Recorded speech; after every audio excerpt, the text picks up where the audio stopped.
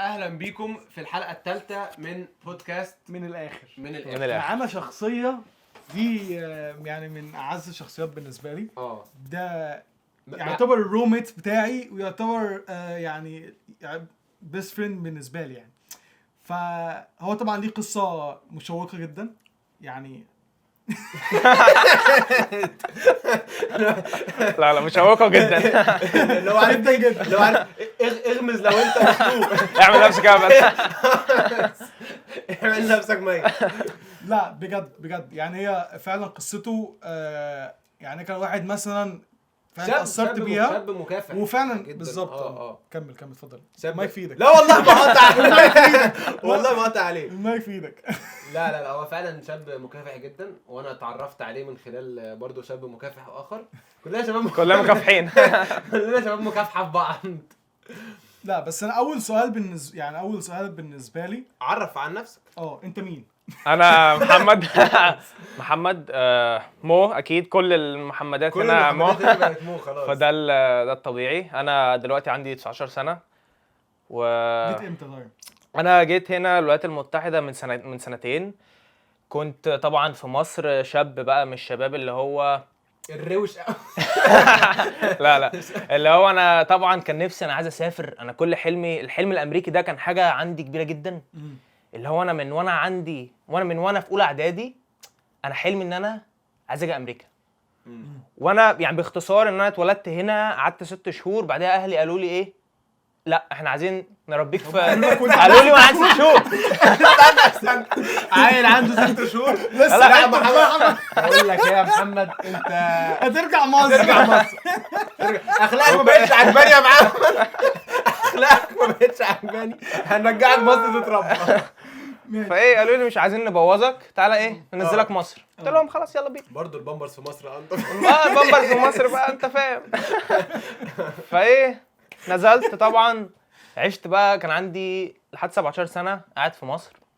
فانا كنت مولود في امريكا، فانا معايا الشخصيه الامريكيه يعني. وانا في مصر هو 6 شهور عشان كده وانا عندي 6 شهور. يعني انت مثلا في مصر انت يعني مثلا بتاكت ان انت امريكي. اللي هو انا امريكي. صحابي مثلا يجوا يعرفوني على حد جديد ده امريكي مش عارف ايه، مع ان انا ما اعرفش اي حاجه عن امريكا اصلا. فانت يعني انت هي سواء انت يعني ما اعرفش انت خليتها او هو حصل لك ان دي بقت البيرسونا بتاعتك. انت حاسس ان انت تنتمي الناس دي لامريكا، ان انت اتولدت هناك بس انت عمرك ما عشت هناك بالظبط. فانت حاسس ان انت تنتمي للبتاعه دي، فبقت دي البيرسونا بتاعتك خلاص. ده ايه طبعا محمد بتاع امريكا طبعا. يقعدوا صحابي مثلا يقعدوا يقولوا لي افيهات مثلا من افلام مصريه، انا مش عارف اي حاجه، انا بتفرج على افلام امريكي بس. فاهم اغاني يعني كنت الاثنين بس لسه عندي السايد اللي هو الجانب اللي هو الامريكي ده، اللي هو بسمع اغاني مثلا انجليزي مش عارف ايه. وكنت بتتعلم منها حاجه يعني؟ انت بالنسبه لتعلم الانجليزي انت عمرك ما رحت امريكا وانت صغير، فهل مثلا اللي انت بتعمله ده علمك حاجه يعني ان انت، ولا انت كنت بس بتتفرج عليه علشان انت عايز تبقى امريكي او تتعامل زيهم؟ هو طبعا يعني انا كنت في مدرسه قوميه، يعني كنا بناخد شويه حاجات بالانجليزي وشويه حاجات بالعربي. قوميه يعني ايه؟ معلش عشان قوميه دي حاجه زي خاصه، يعني زي خاصه بس مش خاصه، يعني لسه برضو تحت الحكومه. فاللي حصل ان انا طبعا الانجليزي بتاع المدارس انت عارف يعني محدش بيتعلم حاجه. فانا كانت الافلام المسلسلات الامريكي الاغاني هي دي اللي خلتني ان انا اتعلم انجليزي كويس. طبعا كان لسه برضه انا مش قوي يعني، مش بعرف اتكلم، بس مثلا لو سمعت حد بيتكلم لا ممكن افهمه. وانا عشان كان عندي حلم ان انا اجي امريكا، فكان الحوار ده بالنسبه لي كان مهم قوي. وايه اللي كان منعك وانت اصلا معاك يعتبر السيتيزنشيب وبتاع؟ المشكله ان يعني وانت في مصر طبعا الحاله صغير برضه وقتها يعني. كنت يعني انا مثلا بدات ان انا عايز اجي مثلا امريكا اولى اعدادي، كل شويه اقول انا عايز اجي في الصيف، اجي اشتغل مثلا وامشي. كنت بتشتغل ايه يعني؟ انا كان عادي يعني، وانا عندي مثلا وانا في اولى اعدادي عايز اجي اشتغل اي حاجه في الصيف بقى، مطاعم، الحاجات اللي هي العاديه، اي حاجه تعمل فلوس وترجع. اشتغل 2-3 شهور في الصيف وارجع مصر. وانت ليه ما قررتش انت تيجي هنا على طول يعني وتقعد؟ هي بقى المشكله طبعا كانت بتيجي كل صيف انا عايز اسافر، كانت المشكله بتيجي في ان انا مفيش فلوس اسافر. انت التذاكر مثلا الدولار عندك ساعتها على ايام بقى زمان كان ب8 مثلا 8 جنيه. فكان بقى ان انت عشان تجيب تذكره عايز فلوس كتير. وانا ما كنتش لسه يعني، كنت بشتغل بس طبعا فلوس الشغل سوبر ماركت في مصر ده ما كانش هيعمل لك الفلوس دي. كنت شغال في سوبر ماركت في مصر؟ كنت شغال في سوبر ماركت عندنا في اسكندريه. يعني كنت بحاول بعافر كده وانا في الصيف وانا فاضي، بدل ما اقعد مثلا واخرج كل يوم كنت بشتغل في الصيف احوش شويه بتاع. فده اللي كان مانعني ان انا مفيش فلوس ان انا اجمع مثلا فلوس تذكره واجي امريكا، وهاجي هقعد فين، هاجي اعمل ايه. فما كانش في فرصه حاتمه ان انا لا انا عايز اخد الخطوه دي. فده اللي وقفني يعني.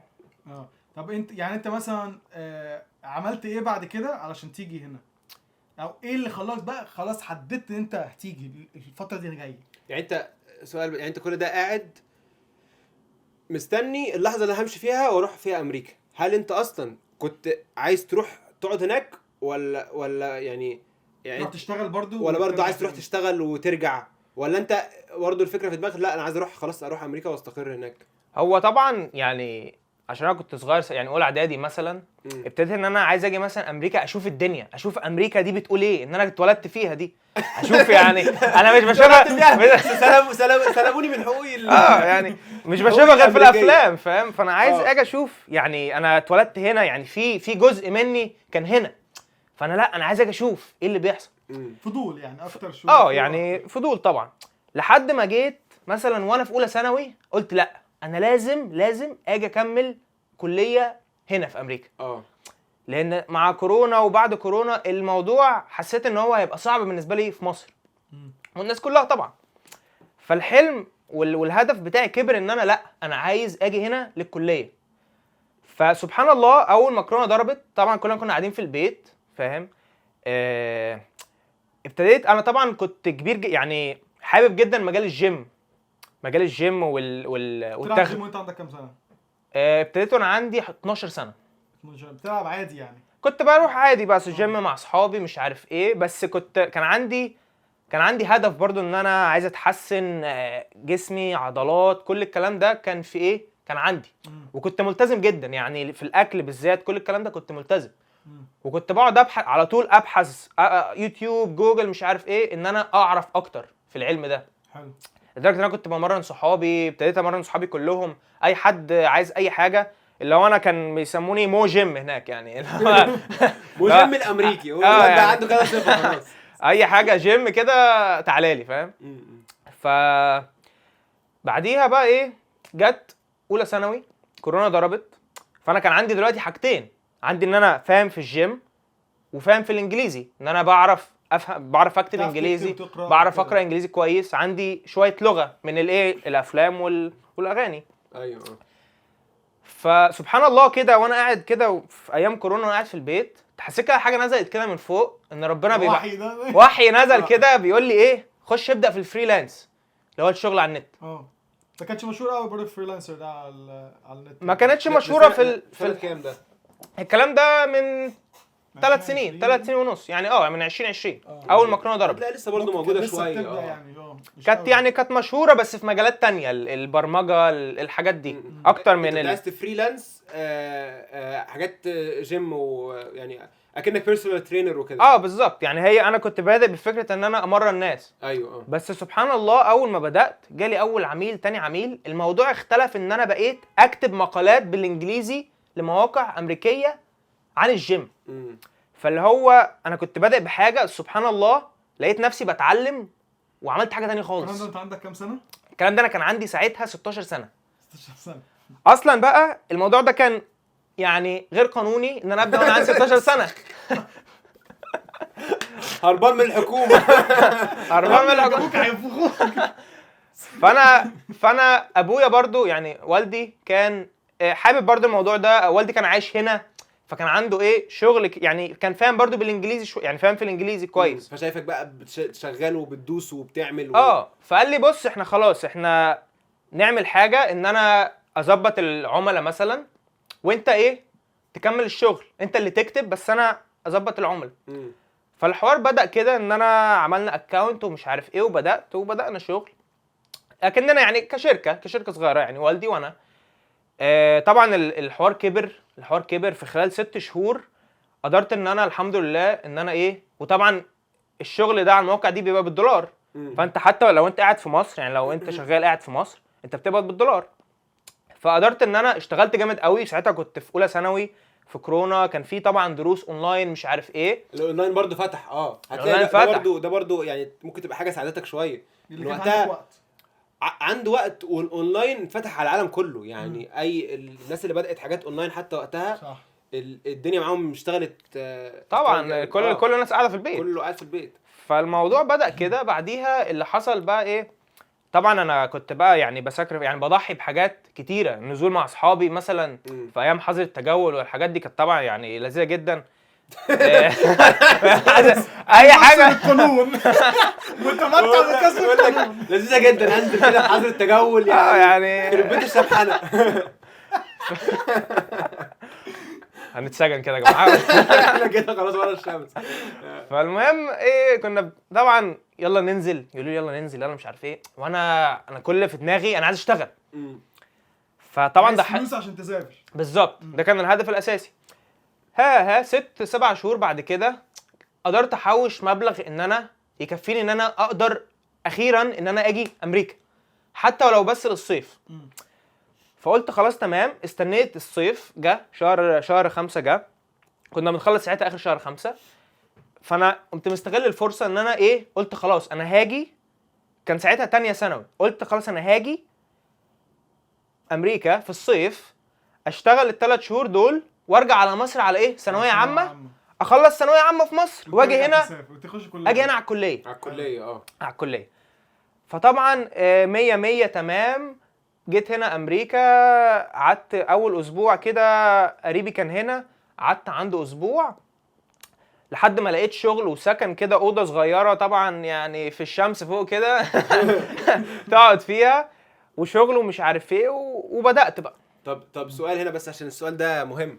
احنا اتكلمنا حته كبيره ان قد انت نفسك تروح خلاص، اللي هو هموت واروح امريكا، وبتحضر نفسك من وانت صغير، عمال تتفرج على افلام ومش عارف ايه. لما وصلت بقى امريكا بقى ولقيتها بقى ايه يعني، شعورك ايه بقى؟ انت وصلت لان انت عمال بترسم رسمه في خيالك اكيد، وبتجهز نفسك عشانها. ده انت يا عم افلامك افلامك وبتاعتك افلام وكل حاجه بتجهز ان انت تيجي امريكا اكيد. فمشاعرك بقى لما جيت بقى ولقيت ايه يعني، او حسيت بايه لما وصلت بقى لايه لامريكا اللي انت عمال طبعا هو اول مفاجاه بتتفاجئها اول ما تنزل من المطار. انا اول ما نزلت من المطار كميه يعني العربيات، النظافه يعني حسيت ان انا يعني انت ما كنتش عايش.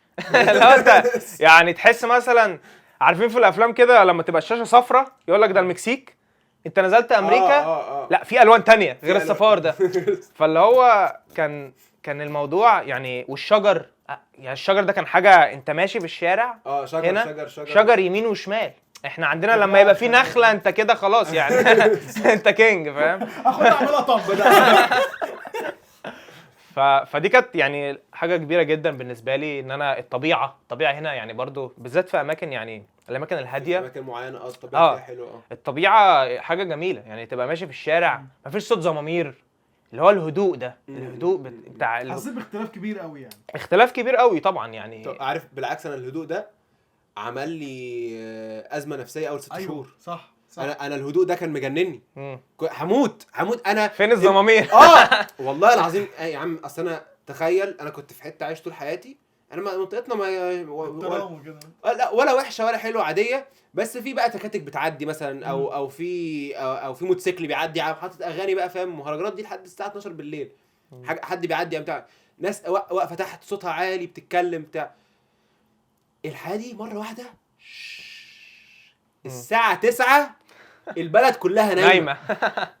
احنا في مصر مثلا اي وقت هتنزل في محلات تحت هتشتري حاجه بتاع، هنا مفيش ولا محل في ولا حته. انا محتاج عربيه عشان تروح لمش عارف فين. انسى. طبعا انا قعدت اول شهر متحمس جدا، فانا الدنيا معايا قشطه. الشهر اللي بعده لا يا جدعان انا هيجيلي وسواس قهري. ايوه هموت، في حاجات بتصوت جوه دماغي، فين الاصوات؟ لا الهدوء ده مفيش بشر، ما فيش حد صداع.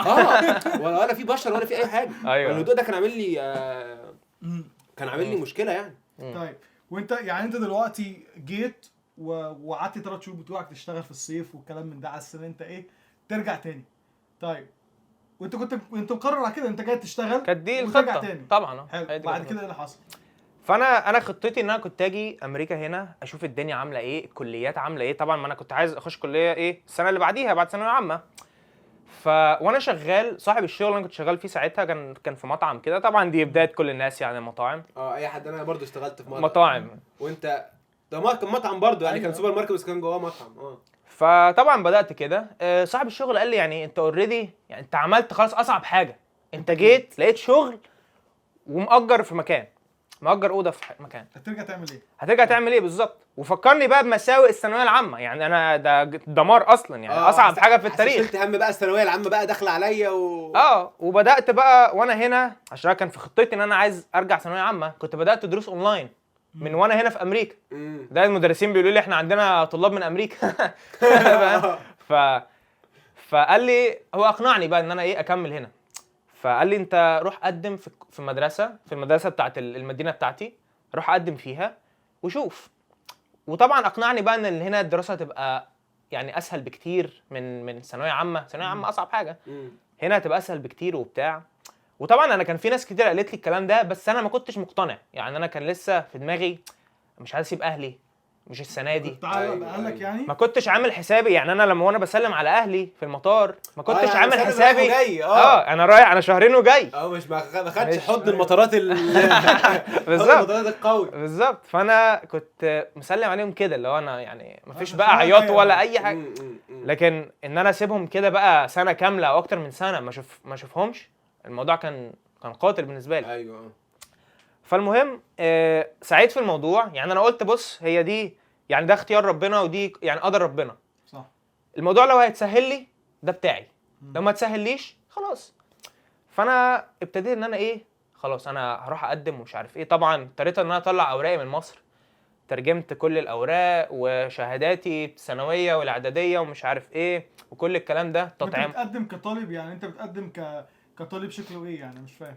فانا كنت دي بقى المشكله بقى، ان انا كنت يعتبر ان انا طالب انترناشونال، بس في نفس الوقت كنت مولود هنا فمعايا الجنسيه. فانا كنت ما بين الاثنين. طب هم استنوا معتبرينك انترناشونال ليه؟ هم معتبريني انترناشونال لان انا كنت في مدرستي كلها كانت في مصر، فانا الانجليزي بتاعي مفيش انجليزي يعتبر. فكان اللي هو كانوا معتبريني شويه انترناشونال. يعني في حاجات وانا بقدم على المدرسه كنت كده وكده. فانا مثلا لما عملت كل الاوراق والتطعيمات ومش عارف ايه وكل المتطلبات دي، ورحت قدمت، قالوا لي انت لازم تمتحن انجليزي. طب يا جماعه انا اصلا امريكي. انا كنت امريكي في مصر. انا اخش بالباسبور بتاعي طيب ولا ايه؟ هو يعني انا امريكي. لا يا حبيبي. يعني هو الواد طلع امريكي في مصر بس جاي هنا قال انت مش من هنا. فاللي انا جيت هنا انا مصري يعني. خلاص. وطبعا بقى المدرسه الخاصه الانجليزي اللي انت كنت بتتعلمه ده بلح ولا اي حاجه. ولا اي حاجه.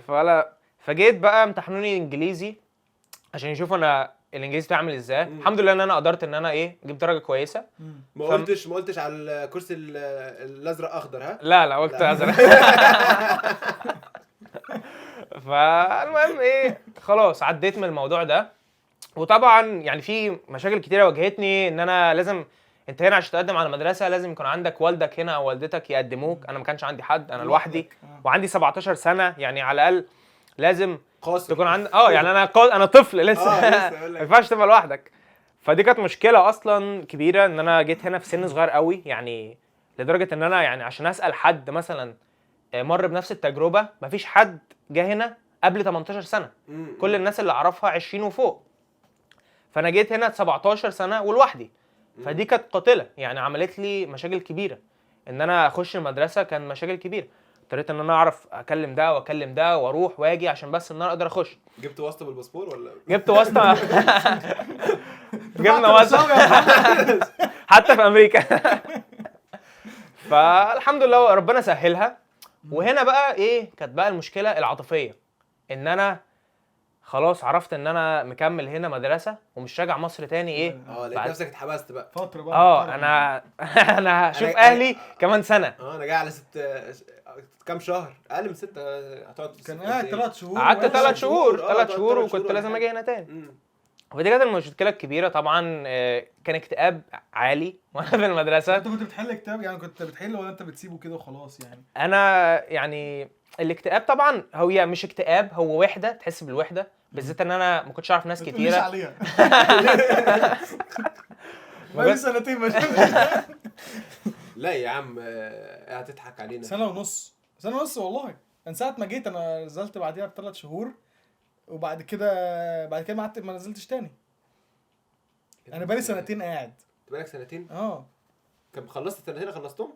ايوه خلاص اخر الشهر هكمل سنتين. أيوة. هي خلاص يا جماعه، دي دي مشكله اي مهاجر هنا. العيله. هي فعلا. فطبعا يعني كانت دي الوحده، ان انا لسه مش متعرف على ناس هنا. اهلي واصحابي كلهم في مصر، لدرجه ان انا كنت يعني بكلم صحابي كلهم كل يوم اطمن عليهم. وانا لوحدي، فانا عايز احس ان انا في ناس معايا، ناس عايشه معايا. مهم. هل انت يعني في رغم الظروف ان انت مثلا كنت بتشتغل وانت كنت هتبدا دراسه خلاص، بدات السنه الهاي سكول في المدرسه والكلام ده كله، هل انت كنت لسه مكمل في شغلك اللي هو بتاع الجيم ده؟ هنا كانت المشكله بقى ان ما كانش في وقت. ان انا طبعا انت اتنقلت لحياه مختلفه تماما. فانت بتروح المدرسه لازم تشتغل طول اليوم، اي وقت عندك فاضي تشتغل عشان تقدر ان انت توفر فلوس لنفسك وتصرف، ان ما فيش حد بيصرف عليك. فدخلت في دوامه بقى ان انا دراسه شغل نوم. بس فوقيهم كنت لسه الحاجه الوحيده الحمد لله ان انا كنت محافظ عليها الجيم. كنت بتروح الجيم بس ما بتشتغلش فيه؟ كنت بروح الجيم بس مش بشتغل يعني فيه. انت خلاص قفلت الشركه الصغيره اللي كنت فاتحها ديت؟ يعني الشركه دي كانت اتعمل لها كده سسبند كده، ان انا اللي هو مش دلوقتي. ايوه فده اللي حصل. فخلاص فانت دلوقتي روتين حياتك بقى انت خلاص بتدي في الهاي سكول والجيم والشغل. فان انا كنت على طول بقى خلاص مدرسه، اخر سنه في المدرسه واخش الكليه، شغل وجيم. فهنا جت بقى الحاجه بعد 3 شهور في المدرسه. انا الوحده كانت قتلاني، الوحده والزهق، وان انا مفيش حاجه اكشن، يعني مفيش اكشن في حياتي، كان قتلني. فانا عشان يعني اكسر الموضوع ده، انا كان هدفي من وانا في مصر ان انا اشترك في بطولات باور ليفتنج اللي هي القوه البدنيه زي رفع الاثقال. بس للاسف في مصر الموضوع كان صغير قوي، ان هو مفيش يعني الاتحاد ما كانش مشهور قوي زمان من سنتين. فانا قلت طب انا ايه اللي موقفني؟ انا ليه ما اشاركش في حاجه زي كده؟ ده انا خلاص هنا بقى ممكن انا في المكان اللي هم باكبر مكان اصلا في الحوار ده. واخش الباسبور. فقلت خلاص. كلمت كوتش من مصر، اسمه ايه؟ كوتش مشهور يعني؟ كلمت اشهر واحد للباور ليفتنج في مصر، اسمه سيف الدين عادل. شاطر يا سيف الدين عادل.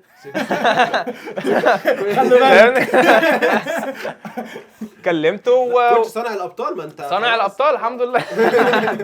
فاللي حصل بقى ان انا ابتديت بقى في الموضوع ده، خدته بقى جد، ان انا خلاص انا عايز اجهز لاكبر بطوله كانت في الولايه هنا في نيوجيرسي، ان انا اجهز لها.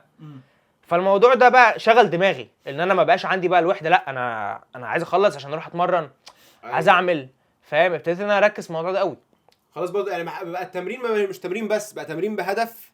انت بقى خلاص انا عايز اخش البطوله واكسب فيها واتطور. انت كده كنت بتتمرن، كده كنت بتروح الجيم، كده كنت بتمرن، بس اللي هو العادي بقى يعني هي اختلاف المايند سيت بالظبط. يعني انت غيرت طريقه تفكيرك في ان انا مش بروح الجيم كده وخلاص، لا انا بروح الجيم وهخش بطولات وايه طريقه تفكير الاثليت بقى خلاص انا يعني بالظبط. اللي هو بقى كنت حياتي بالظبط.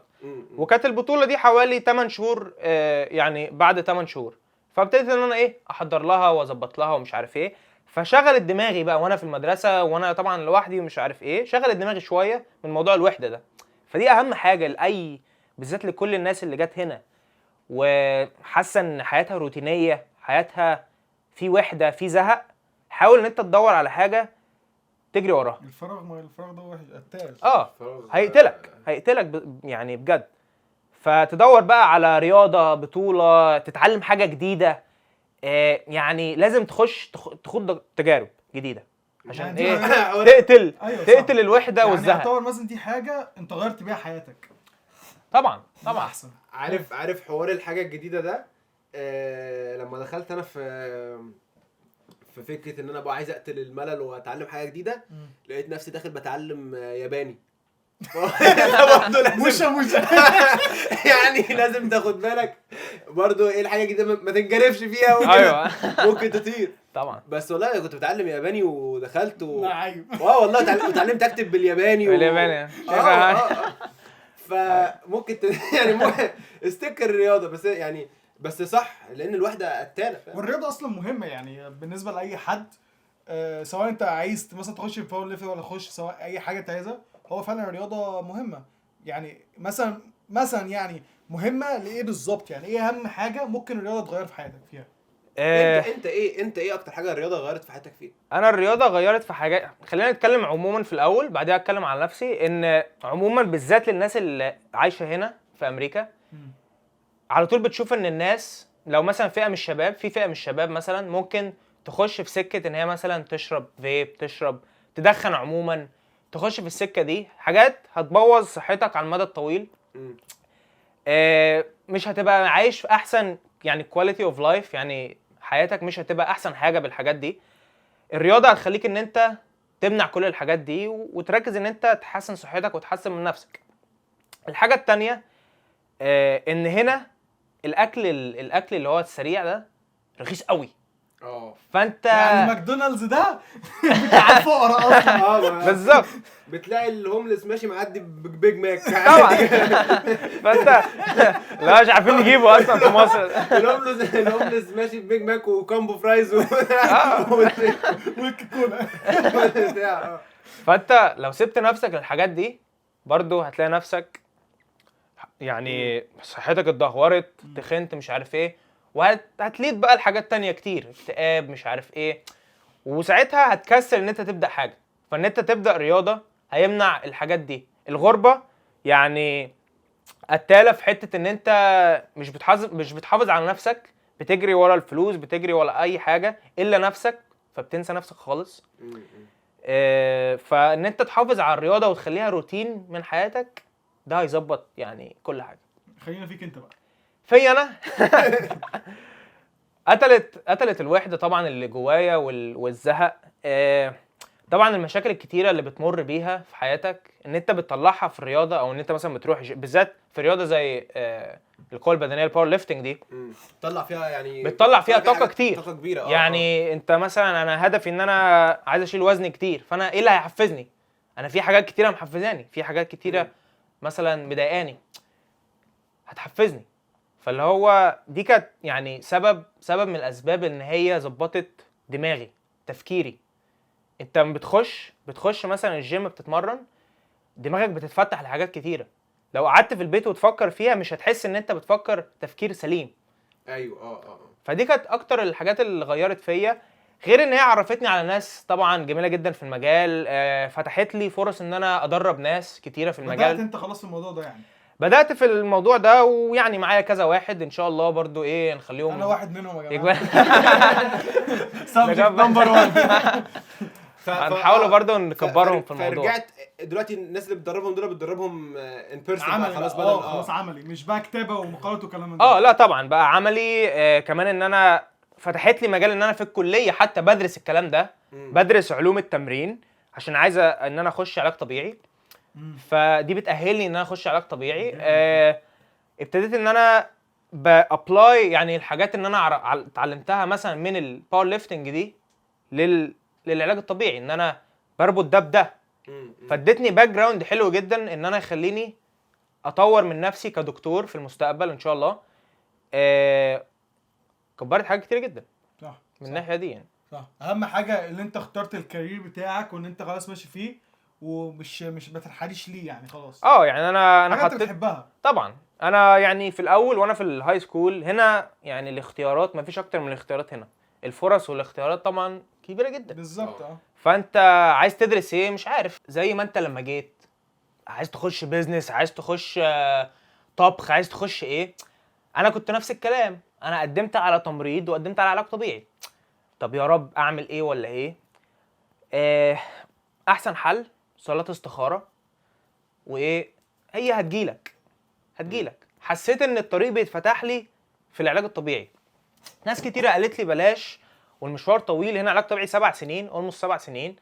تمريض كنت ممكن تخش 4 سنين هتطلع بتعمل فلوس. ايوه. علاج طبيعي 7 سنين. ناس كتير قالت لي لا محدش يعني فاهم بالظبط قوي ايه اللي ممكن يحصل مش عارف ايه. بس انا حسيت كده ان الطريق بيتفتح لي في الموضوع ده، فدخلت فيه فاهم. دخلت الكليه الحمد لله، طبعا برضو كانت يعني حوارات ومشاكل عديناها الحمد لله.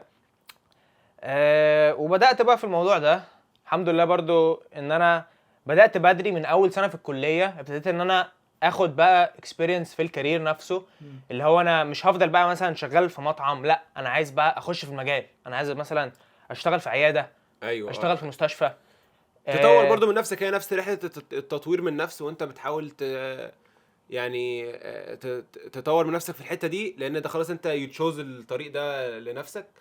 العلاج الطبيعي، هل ده برضو بيساعدك في تدريب الناس صح؟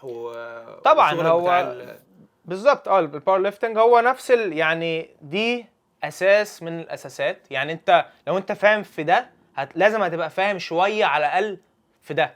أيوة. لان كله بيبقى عباره عن ايه؟ تمرين، حركه، ف سيميلر شويه، يعني شبه بعض شويه.